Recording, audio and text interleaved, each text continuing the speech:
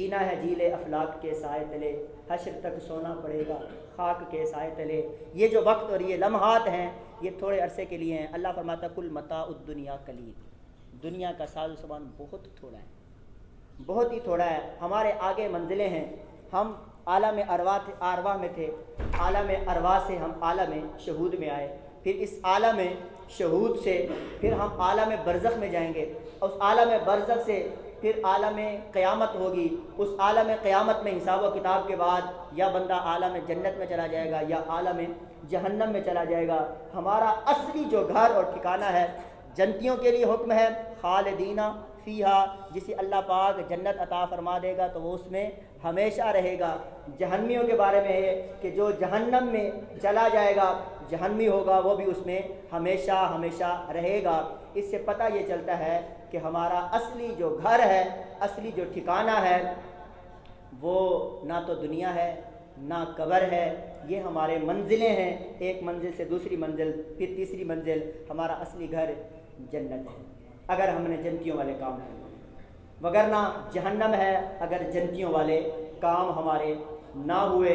لیکن مسلمانوں کے لیے جو مومن ہیں، حضور علیہ الصلوۃ والسلام کے غلام ہیں، حضور کے امتی ہیں، ان پر اللہ تبارک و تعالیٰ کی طرف سے بڑی خصوصی کرم نوازی ہے کہ باپ دعا کر دے اللہ بچے کی مغفرت فرما دیتا ہے، بیٹا دعا کر لے اللہ مغفرت فرما دیتا ہے، دوست دعا کر دے اللہ مغفرت فرما دیتا ہے، اولاد دعا کر دیتی ہے اللہ مغفرت فرما دیتا ہے، اجتماعی صورت میں دعا ہو جائے اللہ تبارک و تعالیٰ مغفرت فرما دیتا ہے۔ ان کے لیے کوئی صدقہ کر دیا جائے، حضرت سعد رضی اللہ تعالیٰ عنہ، ان کی والدہ کا انتقال ہو گیا، عرض کرتے ہیں یا رسول اللہ صلی اللہ علیہ وسلم میری والدہ کا انتقال ہو گیا تو میں کیا کروں؟ حضور نے فرمایا ان کے لیے صدقہ کر دو۔ عرض کی یا رسول اللہ کیا صدقہ کروں؟ حضور نے فرمایا ان کے لیے پانی کا، امت محمدیہ کے لیے پانی کا انتظام کر لو، پیے گی امت اور ثواب تمہاری والدہ کو جاتا ہے۔ تو یہ صدقہ جاریہ والے جو اعمال ہیں اگر کیے جائیں تو بھی ان کی مغفرت ہو جاتی ہے۔ اور پھر نبی اکرم نور مجسم صلی اللہ علیہ وآلہ وسلم کے غلاموں، وہ حفیظ جلندری کا میں اکثر شعر پڑھتا رہتا ہوں، وہ فرماتے ہیں جہاں قطرے کو ترسایا گیا ہوں وہیں ڈوبا ہوا پایا گیا ہوں، اگر سپرد خاک ہی کرنا تھا مجھ کو تو پھر کاہے کو نہلایا گیا ہوں۔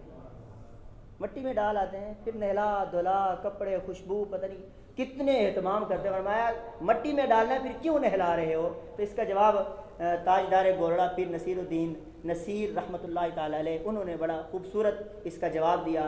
آپ فرماتے ہیں تمہیں تو وہ مٹی اور گڑھا نظر آ رہا ہے، لیکن ان عاشقوں سے پوچھو، ان حضور کے غلاموں سے پوچھو جو موت کے انتظار میں رہتے ہیں۔ حضرت سیدنا بلال حبشی رضی اللہ تعالیٰ عنہ کی جب موت کا وقت قریب آیا آپ نے ایسے کر لیا اور کہا اہلاً و سہلاً، اہلاً و سہلاً، مرحبا موت، تمہارا خوش آمدید، تمہارا میں استقبال کر رہا ہوں۔ زوجہ نے کہا موت آپ کو قریب آنے والی ہے، قریب المرگ ہے اور آپ اہلاً و سہلاً کہہ رہے ہیں۔ حضرت بلال رضی اللہ تعالیٰ عنہ آپ نے فرمایا کہ حق ہے موت، موت آنی ہے، میں تو اس وجہ سے خوش ہوں میں جب قبر میں جاؤں گا کملی والے محمد عربی کا مکھڑا دیکھوں گا، مر کے پہنچا ہوں میں اس دل ربا کے واسطے۔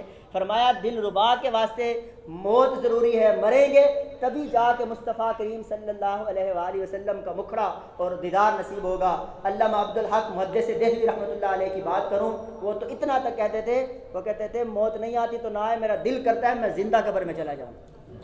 جلوائے مصطفیٰ، دیدار مصطفیٰ کی تڑپ میں وہ فرمایا کرتے تھے میرا دل چاہتا ہے میں زندہ ہی قبر میں چلا جاؤں۔ تو پیر نصیر الدین نصیر نے جواب دیا، فرمایا نظر بعالم پاکیزگی میں پڑے ان پر، نظر بعالم پاکیزگی میں پڑے ان پر، مسافران لحد اسی لیے نہا کے چلے۔ فرمایا یہ جو قبر کے مسافر ہوتے ہیں ان کو نہا کے دھلا کے کپڑے پہنا کے خوشبو لگا کے، یہ آب زمزم، خاک شفا، یہ غلاف کعبہ کا ٹکڑا، مدینہ کی خاک، وہ سارا کچھ جو ہم اس کو دے رہے ہیں یہ تحفے دے رہے ہیں، اس وجہ سے دے رہے ہیں قبر کے اندر اس کو مصطفیٰ کا دیدار نصیب ہو۔ اللہ تبارک و تعالی سے یہی دعا ہے اللہ ہم سب کو قبر میں دیدار مصطفیٰ نصیب فرمائے اور پھر دیدار مصطفیٰ نصیب فرما کر نبی اکرم نور مجسم صلی اللہ علیہ وآلہ وسلم کی پہچان نصیب فرمائے۔ یہ کرم ہوتا ہے مصطفیٰ کریم صلی اللہ علیہ وسلم کی امت کے لیے۔ سارے اہتمام آپ دیکھ لیں، نہلاؤ دھلاؤ. اب یہ دیکھو کوئی گناہ بڑے سے بڑا گناہ گار ہے, کیا ہم اس کے ساتھ امتیازی سلوک کرتے ہیں تدفین کا یا تجہیز کا, نہلانے میں یا کفن پہنانے میں؟ مثلا کوئی بندہ گناہ گار ہے بڑا, سب کو پتہ ہے, تو کیا ہم اس کو کفن نہیں پہنائیں گے؟ کیا ہم اس کو غسل نہیں دیں گے؟ کیا ہم اس کو خوشبو نہیں لگائیں گے؟ کیا ہم اس کی تدفین نہیں کریں گے؟ فرمایا جو بھی ہے گناہ گار اگر بھی ہے تو تمہارے نزدیک ہے, کیا پتہ میرا رب اس کو معاف فرما دے. رحمت و ربی وسعت کل شیء. ایک حدیث پاک جو میں نے پڑھا ہے کہ اگر تمہارے گناہ اتنے زیادہ ہو گئے ہیں کہ وہ آسمان تک پہنچ گئے ہیں, فرمایا اتنے بھی گناہ اگر ہو گئے ہیں لیکن میرے رب کی رحمت سے وہ زیادہ نہیں ہو سکتے.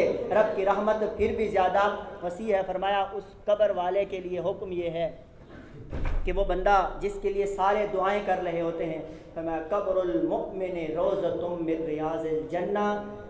باقیوں کے لیے تو یہ قبر گڑھا ہے, لیکن جو مسلمان ہوتے ہیں ان کے لیے اللہ کے محبوب فرماتے ہیں مسلمان کے لیے قبر جنت کے باغوں میں سے ایک باغ بنا دی جاتی ہے. پھر ایک روایت یہ بھی ہے کہ اس چھوٹی سی قبر جو ہمیں نظر آ رہی ہوتی ہے 70 ذراعًا فی 70, 70 گز اس کی قبر کو بڑھا کر وسعت دے کر جنت کا ٹکڑا بنا دیا جاتا ہے. نظر تو آ رہا ہوتا ہے یہ گڑھا.